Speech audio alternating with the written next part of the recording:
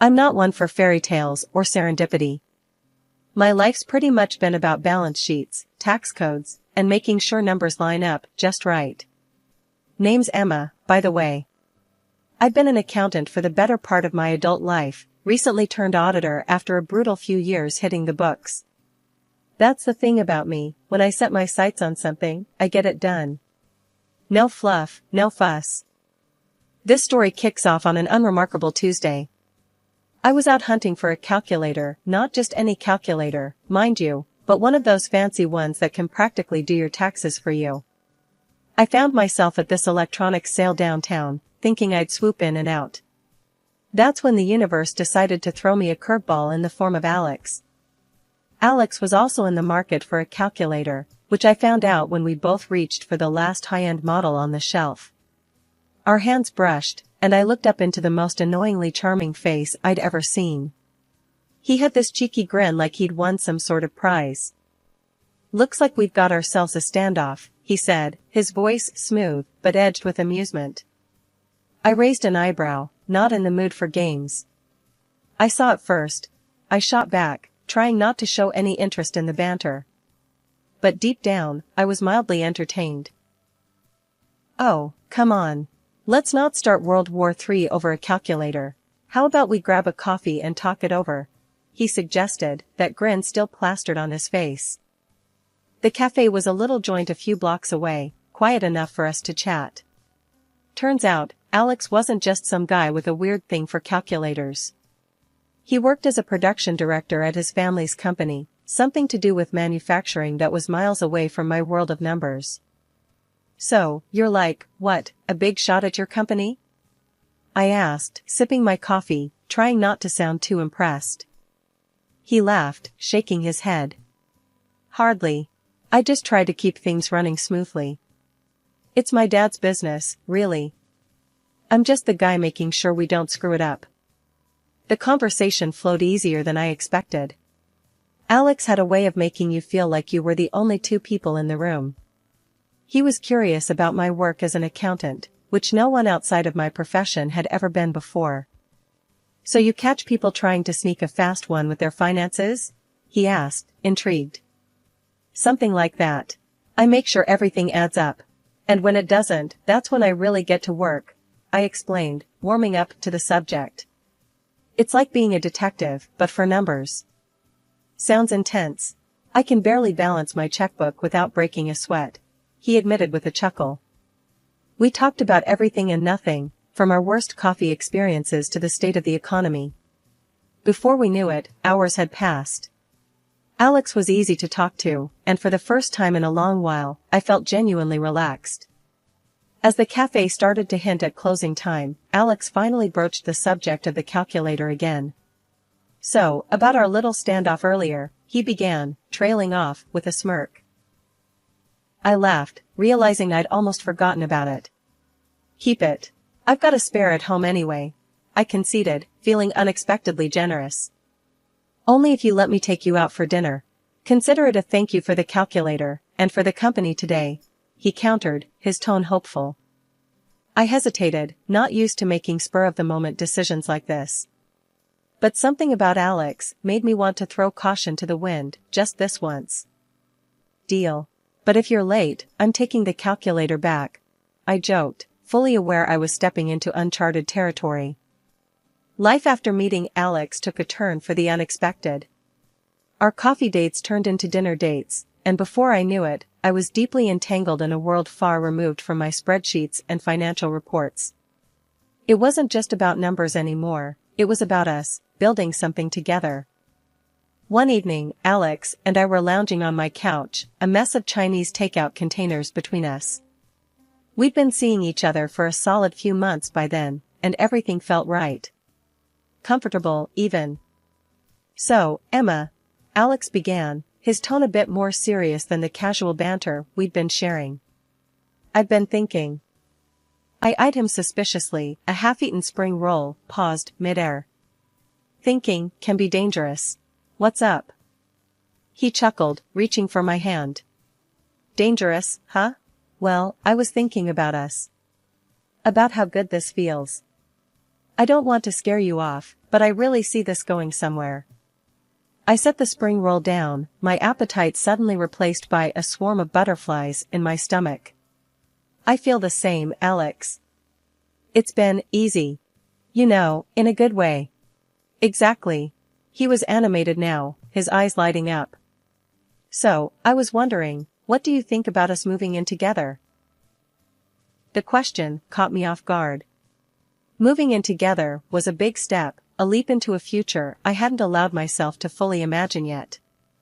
But looking into Alex's hopeful eyes, I couldn't find a single reason to say no. I think I'd like that, I replied, my voice steady despite the whirlwind of emotions inside me. Alex's grin could have lit up the room. Yeah? Yeah, I confirmed, my own smile mirroring his. Meeting Alex's family was the next natural step.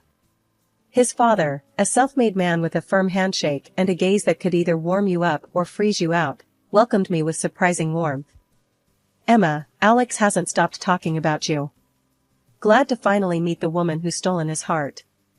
His words were straightforward, no fluff, kinda like me. But it was Sarah, Alex's sister, who was a tougher nut to crack. As head of the purchasing department in their company, she eyed me like I was a column of numbers that didn't add up. So, an auditor, huh? Bet you're good at spotting any funny business. Her tone was loaded, like she was testing me. I do my best, I replied, keeping it cool, but friendly. I wasn't there to audit them, after all, just trying to make nice with the family. The wedding was nothing extravagant, just close friends and family. Alex and I weren't about the flash, we preferred something that felt more us. It was perfect, a testament to what we had together, solid and real without the need for show. 6 months into our marriage, I found out I was pregnant. Telling Alex was a moment I'll never forget. His face lit up like a kid on Christmas morning, and he scooped me up in his arms, spinning me around. We're going to be parents, Em. Can you believe it? We were over the moon, but sharing it with his family? We decided to break the news over dinner at his dad's place, the same house where I first met the old man and Sarah, who always looked at me like I was a puzzle she couldn't quite solve. The table was set like we were royalty, and his dad, Mr. Thompson, was in high spirits, probably because he thought this was just another casual family dinner. Little did he know. So, Emma, Alex tells me you're settling in just fine at the new place. That true? Mr. Thompson asked, passing me the potatoes. Yeah, it's been great. Feels like home already, I replied, trying to sound as relaxed as possible, despite the butterflies doing somersaults in my stomach. Sarah was poking at her food, silent up until now. Must be nice, playing house. Hope you're not distracting my brother too much from work, she said, her tone sharp like she was aiming darts my way. Alex jumped in, before I could reply. Sarah, cut it out. Emma's been nothing but supportive. Plus, we've got some good news to share. He looked at me, nodding for me to go ahead. I took a deep breath. Well, the thing is, we're expecting a baby. You could have heard a pin drop. Mr. Thompson's fork paused midair, and even Sarah stopped her dart-throwing act to stare. A baby? Mr. Thompson finally broke the silence, his voice a mix of surprise and something else I couldn't quite place. Well, I'll be. Congratulations. This is wonderful news. He got up to hug us both, a wide grin spreading across his face. Sarah's reaction was cooler, forced even. Yeah, congrats. A baby, huh? That's big news. Her smile didn't quite reach her eyes, and I could tell this wasn't what she expected to hear. Mr. Thompson, oblivious to the tension, was already making grand plans. We'll need to celebrate properly. And think about the future too. A grandchild. This calls for a toast. He was already fetching his best bottle, the mood significantly lifted. The rest of the dinner passed in a blur of congratulations and plans for the future. Mr. Thompson was already joking about how the baby would take over the company one day, a comment that made Sarah's smile falter even more. Planning the baby shower wasn't even on my radar until Sarah brought it up out of the blue. We were at a family dinner, one of those where Mr. Thompson tries to make sure we all still liked each other. Sarah had been quieter than usual, which, if you knew Sarah, meant she was plotting something. Out of nowhere, she's like, "So, Emma, when's the baby shower? We should throw you one." Alex choked on his drink, and I swear, even Mr. Thompson looked like he'd seen a ghost for a second. Me? I was caught off guard. Hadn't really thought about it, I admitted, shooting a puzzled look at Alex, who shrugged. "Well, it's settled then. I'll organize it. It'll be at our place," Sarah announced, as if her deciding made it official. Alex tried to protest. "Sarah, you don't have to." But she cut him off. "Nonsense. It's what families do. Right, Dad?"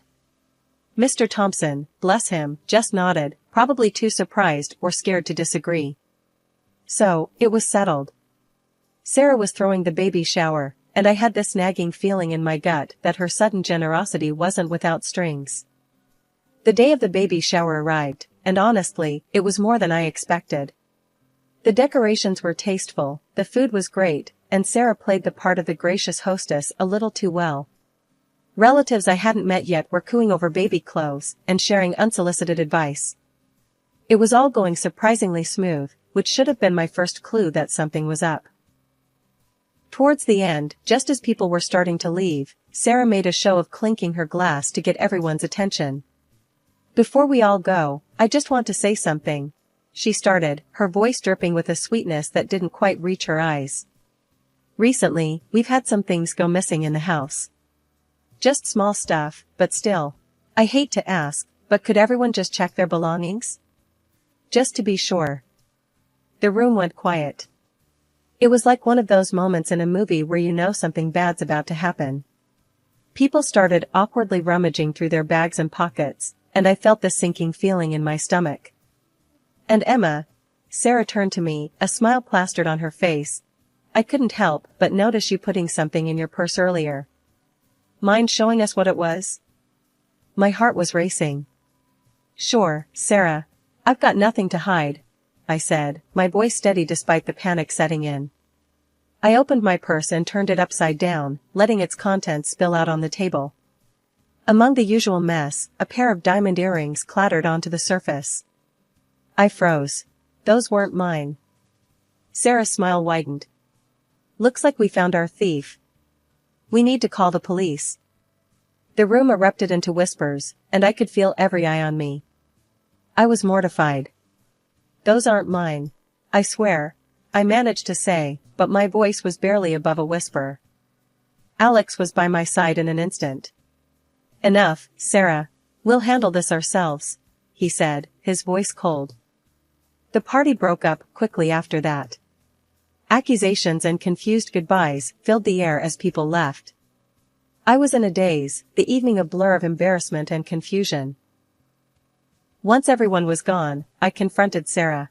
"Why would you do that? You know those aren't mine." Her response was a shrug. "Prove it." The ride home from the baby shower was like sitting on a ticking bomb. Alex was tight-lipped, hands clenched around the steering wheel, while I stared out the window, my mind racing. The silence between us was suffocating, but I was scared to break it, scared of what might come out. Finally, I couldn't take it anymore. "Alex, you believe me, right? Those earrings. I've never seen them before tonight." He glanced at me, his jaw working like he was chewing on the words, before spitting them out. "Of course, I believe you. It's just. Sarah wouldn't do something like this without a reason. It doesn't make sense." The next morning was awkward. Alex was trying, I could tell.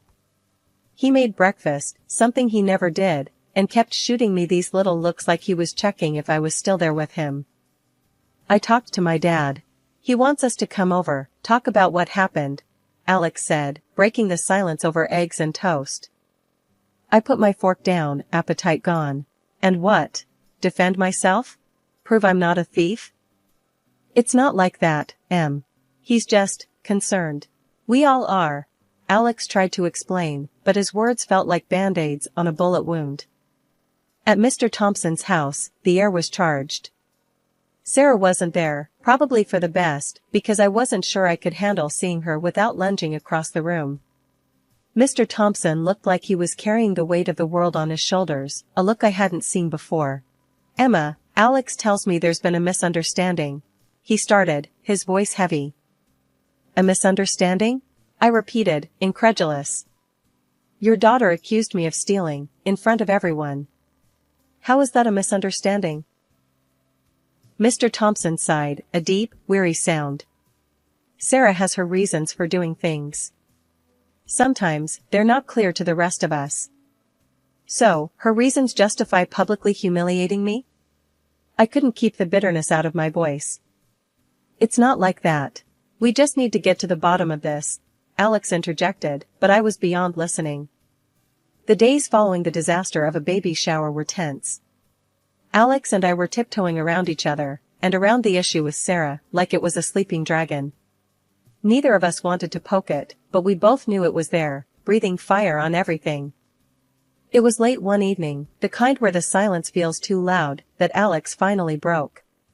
He came into the living room where I was pretending to read a book, my mind miles away. That's when the unexpected happened. Alex's phone rang, and the look on his face when he saw the caller ID was enough to freeze my blood. It was his dad. "Hey, Dad. What? Now?" Alex's voice was tense, his brows furrowed. After a moment, he nodded, though I knew his dad couldn't see. "Okay, we'll be there." He hung up, looking at me with eyes that suddenly seemed older. That was my dad. He wants us to come over. Says it's urgent, about the company. The ride over was quiet, the kind of quiet that screams. When we got there, Mr. Thompson was waiting, looking like he'd aged 10 years in the last week. He didn't waste time on pleasantries. "Thank you for coming. We have a situation," he began, voice grave. "What kind of situation?" Alex asked, straight to the point. "It's the company. We're in trouble. Financial trouble," Mr. Thompson admitted, his usual strength wavering. My heart sank. What happened? I couldn't help but ask, the auditor in me needing to know. Mr. Thompson sighed, a long, tired sound. "It's a lot of things. Bad deals, lost contracts. But there's more. I found discrepancies in the accounts. A lot of money's gone missing." Alex looked like he'd been punched. How did this happen?" "That's the thing. It seems like it was on purpose. Someone's been sabotaging the company from the inside." I felt cold, a dread settling in. "Do you know who?" The question hung in the air, heavy. Mr. Thompson met my eyes, then Alex's. "I have my suspicions. It's why I needed to talk to you both. It's Sarah." The name dropped like a stone, sinking everything with it. Alex went pale. "Sarah? But why? How can you be sure?" "I'm not completely. That's why I need your help, Emma. You're an auditor. You see things others don't. I need you to look into the company's accounts, discreetly." It was a lot to process. My mind was racing, thoughts tumbling over each other. "I'll do it. I'll help you get to the bottom of this." The first step was getting access to all the financial documents, which Mr. Thompson provided without hesitation. "Everything's in the company's server. I've given you full access," he had said, looking older and more tired than I remembered. "Find whatever you can, Emma. We're counting on you." Armed with my laptop and a pot of coffee that seemed to perpetually refill itself, I set up shop in our home office. Alex, bless him, tried to help where he could, but numbers were never his strong suit. "I feel like I'm looking at hieroglyphics," he admitted one evening, squinting at the screen over my shoulder. "It's not so different, actually. Each number tells a story," I said, half joking. "You just need to know the language." The deeper I dug, the uglier the picture became. There were transactions that made no sense, contracts signed with companies that seemed to exist only on paper, and payments for goods that were either never delivered or grossly overpriced. "Look at this," I pointed out to Alex, showing him an invoice for materials that was 3 times the market rate. This is textbook kickback territory. He looked at the figures, his brow furrowing. But why? Why would Sarah do this? It doesn't make any sense. Anger and frustration were simmering beneath the surface of his voice. I knew he was struggling to reconcile the sister he thought he knew with the evidence we were uncovering.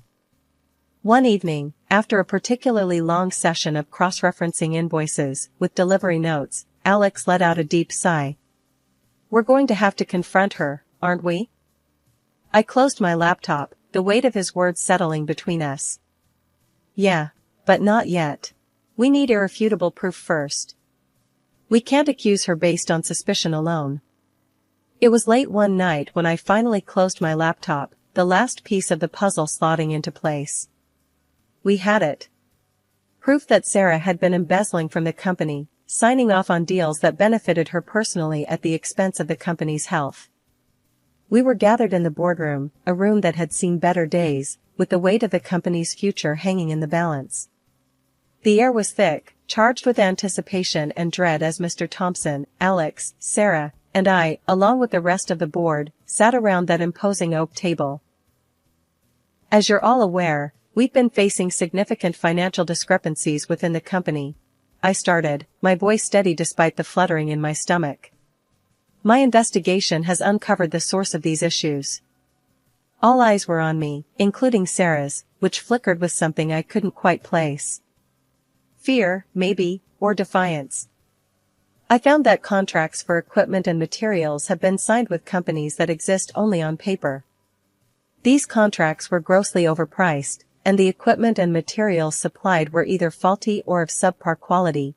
I continued, laying out the evidence for everyone to see. The room was silent, the gravity of my words sinking in. I glanced at Alex, who gave me a small nod of encouragement. Furthermore, these transactions were arranged through figureheads, and it appears that personal remuneration was received for facilitating these deals. The total damage to the company amounts to more than $3 million, not to mention the severe impact on our reputation and the quality of our products. Gasps filled the room, and I saw Mr. Thompson's face harden with each word I spoke. And who? Mr. Thompson's voice cut through the tension. Was responsible for these transactions? All eyes shifted to Sarah as I said. The evidence points to our head of procurement, Sarah Thompson. The color drained from Sarah's face as the realization of her exposure hit her. Mr. Thompson looked as if he'd been slapped, the betrayal by his own daughter a blow he hadn't seen coming. Sarah, how could you? Mr. Thompson's voice was a mix of anger and heartbreak. You've not only betrayed this company, but your own family. Sarah shot up from her seat, her voice shaky, but defiant. I did what I had to.